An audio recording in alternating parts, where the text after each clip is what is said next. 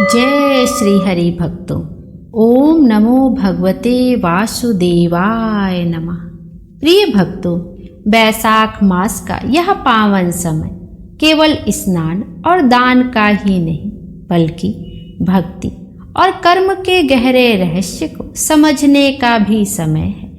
और आज मैं आपको सुनाने जा रही हूँ एक ऐसी कथा जिसे बैसाख मास में प्रतिदिन श्रद्धा से सुनना अत्यंत शुभ माना जाता है।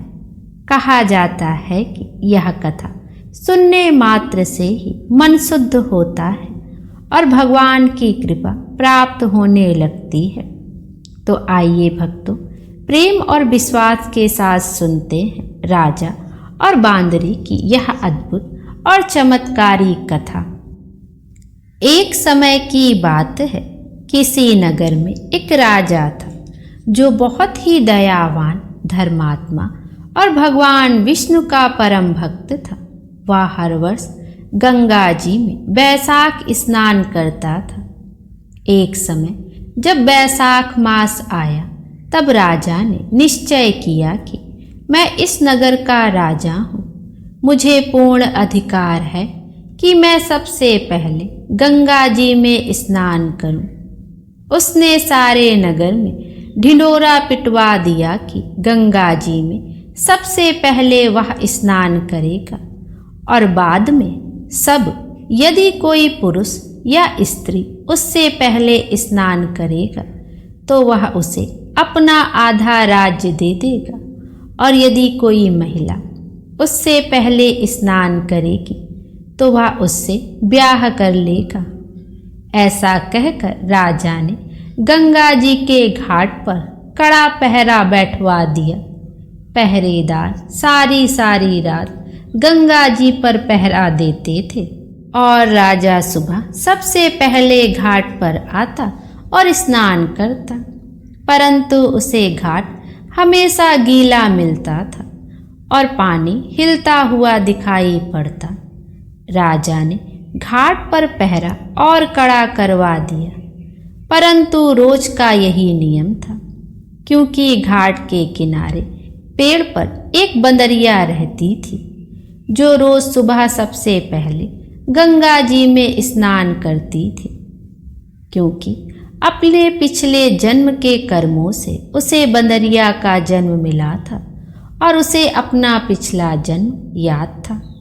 वह भगवान विष्णु की भक्त थी, इसलिए बैसाख स्नान करती थी।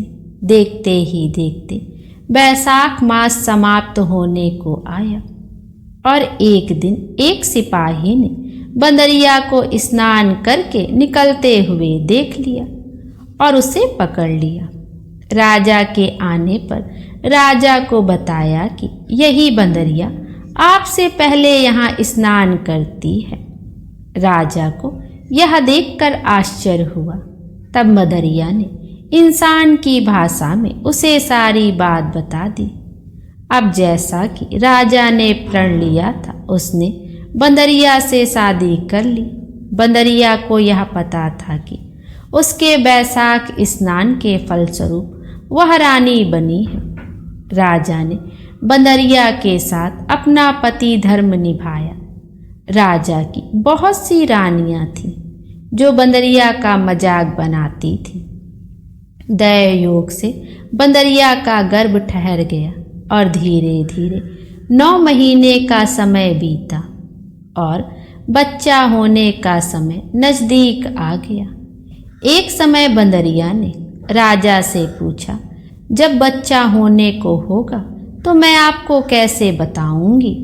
राजा ने बंदरिया के कमरे में एक घंटी लगवा दी और बोला, जब तुझे दर्द हो तो तू यह घंटी बजा दे, मैं आ जाऊंगा। जब बाकियों रानी ने घंटी देखी तो पूछने लगी, यह घंटी क्यों लगाई है? तो बंदरिया ने उन्हें सारी बात बता दी। सभी रानियां हंसने लगी और बोली, जरा बजा कर तो दिखा, राजा आते हैं कि नहीं। बंदरिया ने घंटी बजा दी। राजा दौड़ा दौड़ा वहां आया और पूछने लगा, क्या हुआ, दर्द हो रहा है क्या? बंदरिया बोली, मैं तो देख रही थी कि आप घंटी की आवाज़ सुनकर आते हैं या नहीं। यह सुनकर राजा को बहुत क्रोध आया। उसने गुस्से में घंटी उतरवा दी और एक दिन बंदरिया को दर्द होने लगा तो रानियां बोली, तू आंखों पर पट्टी बांध कर लेट जा, इससे तुझे दर्द नहीं होगा। बैसाख मास के पुण्य के प्रभाव से बंदरिया ने एक बहुत सुंदर पुत्र को जन्म दिया। उसे देखते ही सभी रानियां चिढ़ गईं क्योंकि उनके कोई संतान नहीं थी। वह सोचने लगी, अब यह राजकुमार बनेगा और बंदरिया राजमाता बन जाएगी। सभी रानियों ने मिलकर एक योजना बनाई और बड़ी रानी बच्चे को कपड़े में लपेटकर बाहर ले गई। दासी को बच्चे को देखकर बोली, इसे नदी में बहा दो। ऐसा कहकर रानियों ने बंदरिया के पास एक पत्थर रख दिया। जब राजा आया और पूछने लगा कि क्या हुआ है, तब रानी बोली, इस बंदरिया ने पत्थर जना है।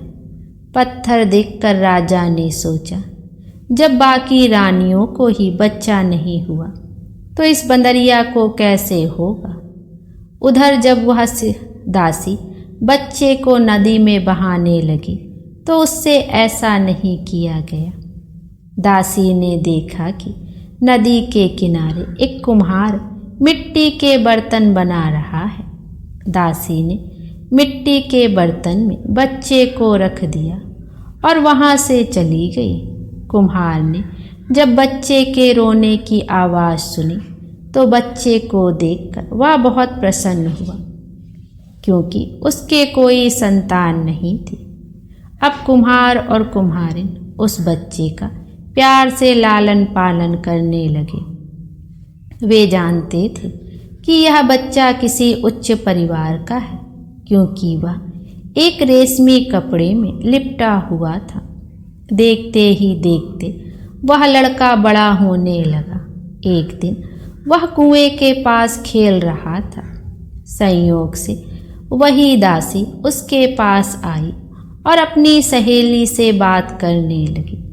बातों बातों में उसने दरिया के बेटा पैदा होने की सारी बात बताई और यह भी कहा कि उसने बच्चे को एक कुम्हार के बर्तन में रख दिया था।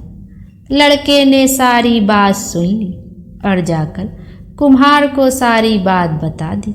यह सुनकर कुम्हार बोला, इसका मतलब तुम राजा के पुत्र हो और बंदरिया तुम्हारी माता है। परंतु यदि हम यह बात राजा को कहेंगे तो रानी हमें झूठा साबित कर देंगे। तब बालक बोला, आप मेरे लिए मिट्टी के हाथी घोड़े बना दो। बालक अपने मिट्टी के हाथी घोड़े लेकर कुएं के किनारे बैठ गया। जब दासियां पानी भरने आई तब वह बालक बोला, मेरे हाथी घोड़ों को भी पानी पिला दो। दासियां बोली, मूर्ख, मिट्टी के हाथी घोड़े भी कहीं पानी पीते हैं। तो वह लड़का बोला, यदि राजा यह मान सकता है कि बंदरिया के बच्चे की जगह पत्थर पैदा हुआ है तो मिट्टी के हाथी घोड़े भी पानी पी सकते हैं। दासियों ने यह बात जाकर राजा को बता दी। यह सुनकर राजा को बहुत आश्चर्य हुआ।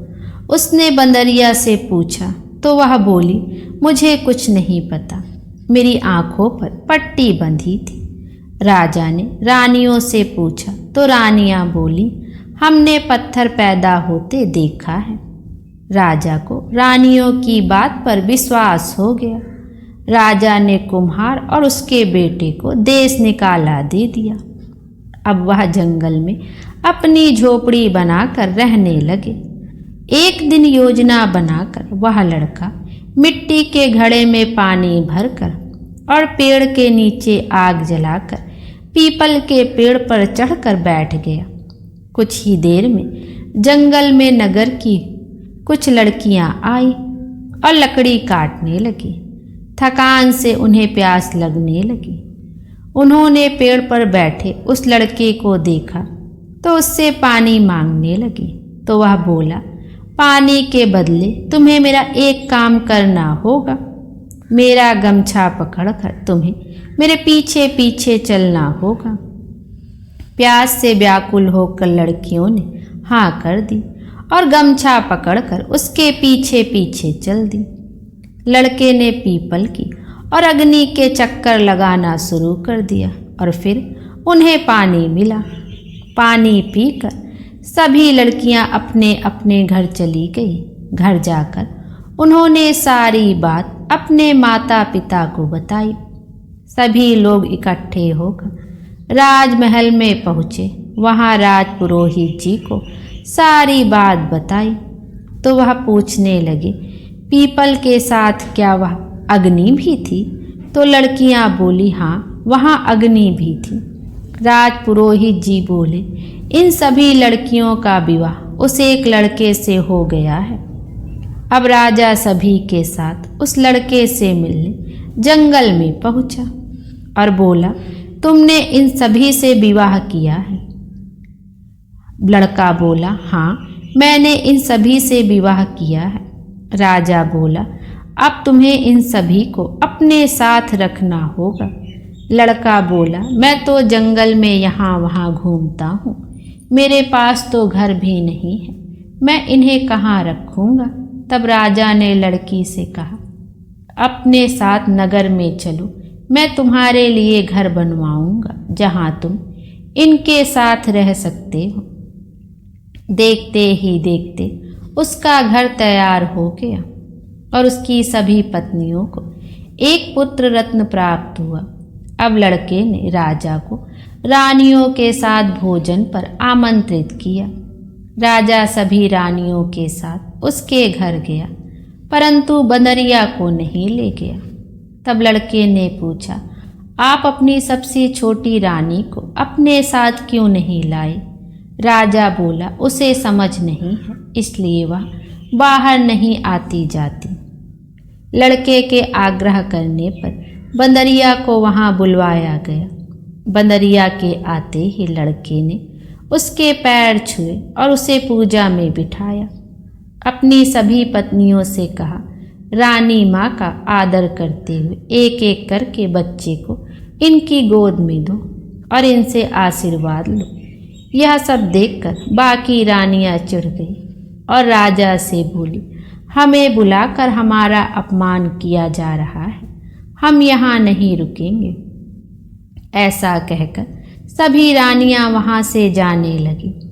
तभी वह लड़का बोला, यह मुझे जन्म देने वाली मेरी माँ है। राजा बोला, यह तुम क्या कह रहे हो?